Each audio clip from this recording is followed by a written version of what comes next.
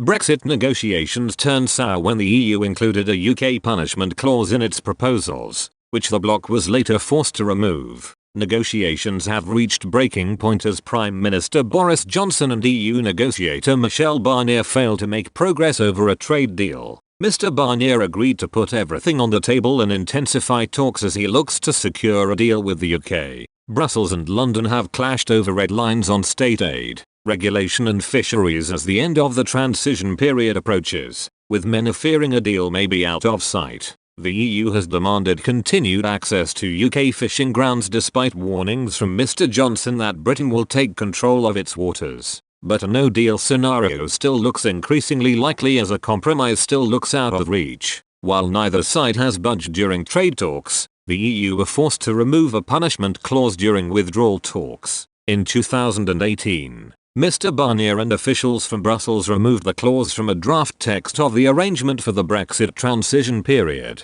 Documents relating to the transition period suggested Britain would have faced tough sanctions if it broke the EU rules, despite not being involved in making them during that time. The European Commission left a footnote in the document that said the UK would lose access to elements of the European single market if it broke the rules during the transition period. However, Brussels backtracked on this, as the wording was changed to suggest the UK would instead be put through infringement procedures instead of sanctions. The European Commission even apologized for the clause which Mr. Barnier had defended as perfectly normal. It handed the European Commission the ability to unilaterally slap Britain with tariffs, withdraw UK business access to the single market and even airplane landing rights if the UK refused to follow all new and existing EU law during the transition period. An EU diplomat told The Telegraph at the time. The Commission apologized. They said they had worded the clause inappropriately. They were forthright about it and said they would redraft the text.